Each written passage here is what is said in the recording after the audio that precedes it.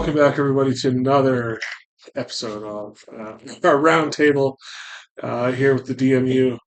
Uh, Today, we're going to be talking about magic or anti-magic fields and auras, and we were just kind of discussing what exactly that means. Some of us might talk about it more than others. Yeah, maybe some of us had some different ideas on what exactly it is, and maybe we can include all of it. Why not? Yeah, I'm here to learn. I'm here to learn.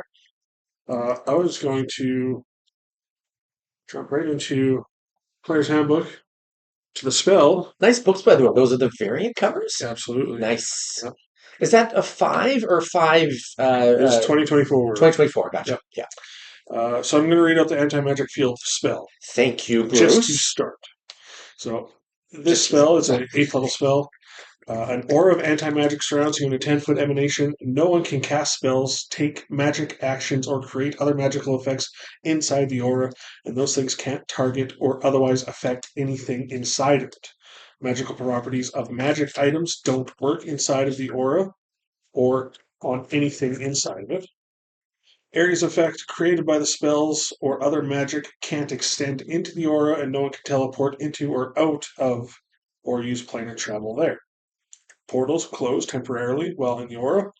Ongoing spells, except those cast by an artifact or a deity, are suppressed in the area.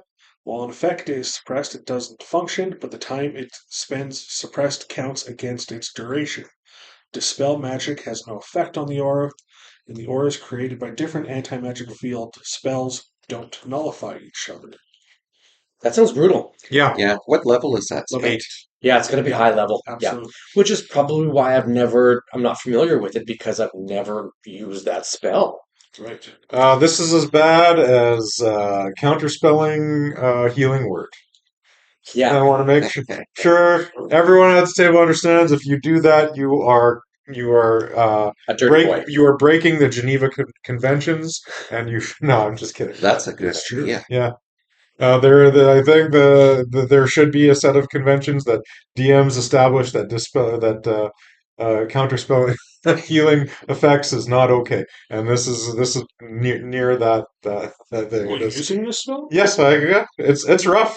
Absolutely Yeah. it is. I think it's a double-edged sword because your opponents can't get you magically, but then you also are unable to use your magic, and it's you got to be really careful when you use it because you're hampering yourself as well as your opponents. Yeah, we'll talk about that a little bit, but that spell reminds me of, like, I guess the junior version of that spell that kind of comes to my mind, which is Leomund's Tiny Hut. Did I pronounce it right? Yeah. You know, it's pretty much like a dome that no magic can come in and no magic can come out, right? And you're kind of protected in the shell. That's how I kind of see it loosely, but we'll maybe talk about that later. I mean, Almost like a the junior idea spell. is for it to be used offensively, right? Yeah. And I think you're talking a little bit defensively. Defensively. It's like a junior version. Yeah, you know, for sure. Yeah. I think magic can still be cast through it. Yes, correct. Yeah. You can designate people who can come in and out of. Yeah, you betcha. But still, when I think of that, this is the first spell that comes to mind for that. Yeah, But it can also be dispelled by dispel magic. correct. Like I said, a junior version. Absolutely. Yes. Yeah. But what was the range on that? This, when you cast it on yourself, because it is a range of self, it is a 10-foot emanation. So around. So not So it's not huge. That's Yeah. not so bad. Where it becomes different is when we're talking about creatures that have this ability, such as a beholder, and Yeah. its essential eye emits a 150-foot cone. that can be a death knell. Which is Yeah. huge. Like, yeah. I made sure to read the beholder's stat block before I came here. I didn't bring the book with me, but it specifically mentions its own eye stalks will not work within that anti-magic field either, so it does kind of hinder its own abilities somewhat as well. Who here has run a Beholder before? I have. Yeah, Scott, never have. Bruce? It's been a while, so I like 2020, 20 or 4th edition beholders. So. Yes. Yeah. I ran a Beholder 2 years ago at the Extra Life. The Children of Dragmar. No, the Centennial Run, we called it. And I saw that stock was on there. I never used it because we were short on time. But still, I saw it there and I read it. And now that we're talking about it, I do recall how brutal that was. Yeah. It's not. It's centralized. No matter where it looks, Yeah. it's always active. Yeah, no, I guess I just didn't know Activator just didn't use it. Yeah. Well, I mean, all tools should be on the table, but just taking a standpoint of this one isn't necessarily the most fun tool because would you take away a fighter's ability to use his sword mid combat? This takes away. Yes, you would. I know, and you're the most brutal DM at this table, but it is rough to take away so many options from a person. So if I was going to, and I'm not saying I wouldn't ever, never is a wrong thing, but I would try and do my best as the DM to role play the heck out of it so that it is in some ways telegraphed and that there is absolutely some counterplay for it. Maybe lessen the 150-foot cone and make it clear that this guy is, if I know I'm going to do it, do something story wise beats an hour before that happened that indicates that this is a possibility moving forward something can be planned ahead of time to deal with it and that it is 100% um, Mega Man 2 ability televised that it is coming so that they can at least attempt to avoid it. And if they don't, then at least the player has, we could say we tried. We said it was level 8 spell. So, we're talking about like level 15 to 20 characters. So they're already pretty damn beefy. Tier 3, Tier 4 play. What's a CR for a Beholder? It's got to be up there. It's certainly up there. I want to say 11. 11, I think. Yeah. Yeah, so we're not talking about level 15 14 players. player actions. Okay, yeah, so Yeah. we could be talking level 12, 13 players. Exactly, yeah. So. Yeah. But still, and if you got a party of 5, and granted, this eye is a cone, so it only is like within the sight of the beholder. Yeah. There's behind it, right? Yeah, there's above. counterplay. Like yeah. even looking at you guys, I can only see what's with this. I have no clue what's going on in the other, 3/4 behind me. So I guess it just gives an opportunity for the party to figure it out. Almost work that encounter into like that of a puzzle. Like how do we work our way around? I wrote down cover. So if this cone is there, and if you happen to be in like an area with a lot of rubble or pillars or a lot of nooks and crannies, Yeah, there's does some that counterplay. area of effect, does that cone affect behind cover? Because if not, you can do the whole, there's the distraction, everybody poke out, spell, fire, fire, fire, run, hide, and then you just kind of rinse, repeat. That can get repetitious and boring, but there's your formula to defeat that beholder. Yeah, and I'd like to see any of Eric's followers make some comments. Like when you read it, do you treat it as 100% line of sight rather than a radiated effect through that cone? That's certainly how I would apply it as line of sight. So yeah, that cover would definitely help. Yeah. Yeah, now, this is a great topic. Like, I've only run a beholder once, and it was like just a one-time, one shot, and I just read what I had to read. You've ran one before in the past, and kind of just in the past as well. We should talk about how to correctly run a beholder. Maybe On a I future could topic. turn that into Yeah. another Future future topic. topic Yeah. for sure. But I think one really important aspect of running them is considering their terrain. Yeah. You got to make it kind of unique and give opportunities for things to happen. Because if it's just out in a wide open field, A, it doesn't really make sense, Nope. and B, you're kind of screwed. Yeah. Mhm. Yeah, So, and that's just it. If you're hunting or if you stumble into a beholder, it's going to be on their terms. yeah. They're not going to their layer is going to be geared towards them. They're going to have traps or they're going to have minions or they're going to have spells or whatever, protection. You're going into their home turf. They're not going to roll over and just die for you, right? Yeah, and so they're gonna have that terrain or that cover eliminated, so that they're not the ones hoops in the end. Maybe. Yeah. Like the one that I ran was from a pre-written module. It was Out of the Abyss, and the sort of this beholder had been traveling through the Underdark looking for a place to make its lair. Fair enough. Yeah. So it had just discovered this place called Karazakar's Maw, and it was looking to start turning it into its lair. It had been kind of taking prisoners that had wandered into this place, but it hadn't quite set everything up yet. Yeah. So it wasn't getting layer actions. wasn't quite as strong as it could be. So there's still cover and The ideal time for the party to strike. yes, Yeah, yeah, cool. Hmm. Opportune moment. yeah, I think that's something you could look into is looking into these published modules and the areas that you do find beholders in some of these books. Just can get inspiration or ideas for terrain and how they might be ran. And that's a big part of the game too, is that everybody knows how to run a goblin. Because we all start off at level 1, 2, 3, and goblins are just one of the source creatures that you encounter. But like a Tarrasque, who here has run a Tarrasque, or who's run like a beholder, like and run it accurately. I can say I've run it. I did not run it accurately.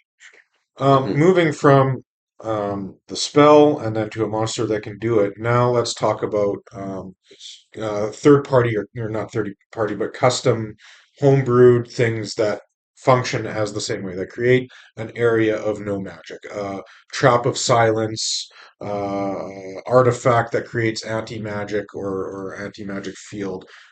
How would you, any thoughts on how you would use that and not make it so punishing? Yep. Unless you're Eric who likes to deal toward, not you, sorry, this one, yeah, to I'm the good boy. you're the good one.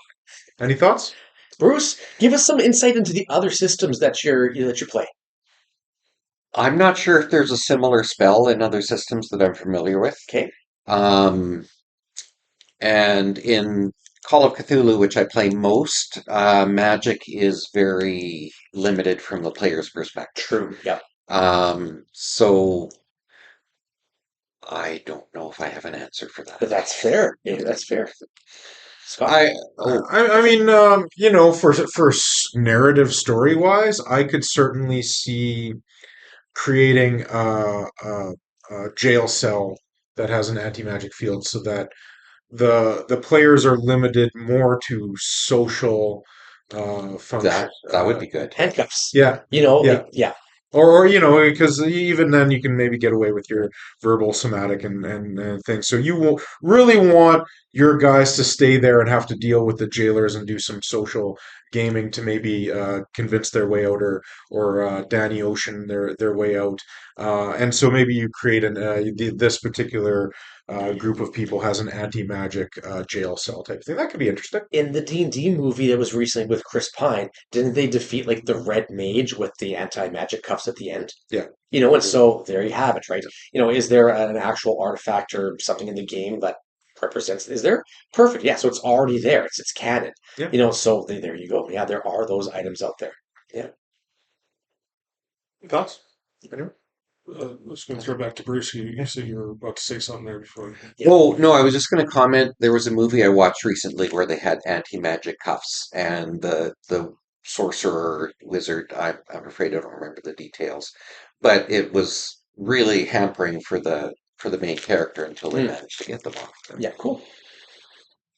Yeah, be creative. Be creative. If you want to, not necessarily punish, but if you want that role playing, aspect of the game, just, because of magic, right? Like, why can't I use, magic? Well, because somebody's magic is a little more strong, a little more potent, and then have them figure their way out. I think that's a good point, though. None of these things are to punish the players. Yeah. It's all to advance the story or to make a challenge for the players. If you're using something like an anti-magic field because you're mad at the mage who critted your last monster, then that's not fair. Not cool. Yeah. Yeah, totally agree with that. One thing I want to point out that I struggle with these anti-magic fields is, especially at higher levels, when your players have so many magic items that now become inert when they're into this field. How do you remember that now that wizard who is wearing a headband of intellect doesn't have 19 intelligence, he's gone down to 13 or whatever it was, or And that affects all their spell slots and everything, all their mods. yeah, Yeah. or It could be affect ACs and all that type armor of thing. class, Yeah, absolutely, yeah. yeah. If you're wearing magical armor, Yeah. your armor class goes down. So do you tip your hat to the players in advance? Hey, this might happen. Can you please adjust your character sheets, or at least have some side notes about what your character would look like if that happened? So is that tipping your hat to the players so that they know what's going to happen? Or, is it just, kind of good gameplay so that when it does happen, everybody's ready at the table? Yeah, it's a question. Yeah. Because I know what I just said, and the viewers can rewind 2 minutes ago to where I said telegraph it so that there's some counterplay, but also you'd want there to be a little bit of surprise, a little bit of tenseness as a result. So Yeah. yeah, I don't know. Yeah, that would be a tough decision because you don't want to tip your hat too much and then it's not fun. I But think then it's you like sorry, go ahead. but then you're spending 20, 30 minutes just trying to figure out what is everybody's new character sheet looks like. I think if I was doing that, I would just uh, do it roughly, like, okay, you guys do your best, and if one or two magic effects slips through, I wouldn't worry about it. Everybody take a blanket -5 kind of thing, maybe. I don't know. Yeah, I'd like to hope that if you're playing with the caliber of gamer, that they can hopefully go through that one in a quick 2 minute. Okay, I know this gave me +1, so I subtract that. So hopefully that's not as lengthy of a process and as difficult to deal with. Yeah. mhm. I feel that it's the DM's responsibility to know their job, and it's the player's responsibility to know their job. Yeah. And so like, I rely on my characters to know, or my players to know their stuff. And so if something did like that happen, it's like, okay, let's just have a quick 2 minutes. Everybody look over your character. I trust how you're going to be playing your new mods, and let's just go. There's going to be mistakes. I know I make mistakes as a DM all the time. And I'll backtrack. Sorry, guys, I did that incorrectly. I totally fluffed that or, did that to Beholder wrong. Now I know I can do it better next time. And I know my players have that moment too. Like, oh, I cast this spell, and then 2 days later, it's like I get a text. It's like I totally, messed up on that spell. Mhm. Yeah. Cool. I feel like that's kind of the two ways to do it is if you're going to surprise your group right at the start of a session with your beholder, be loosey goosey with those negative effects.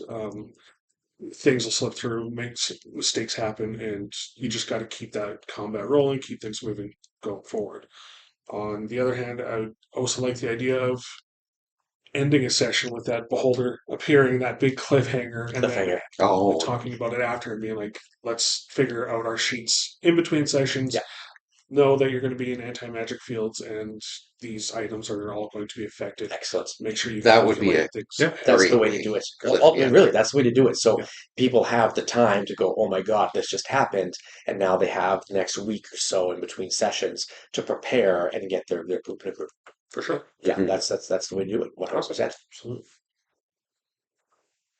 Any last minute thoughts, suggestions on anti-magic fields or auras?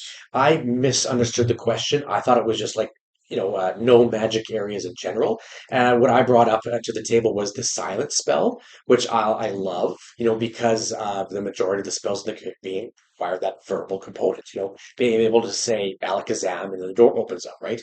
And if you take that away, from the spellcasters, I wouldn't like they could just move out of the zone. It's worst case scenario, they're killing their movement, but still, that can be crippling to those characters that have, that need those verbal components. And so sometimes I'll just throw, some enemies that have those capabilities just to spice things up.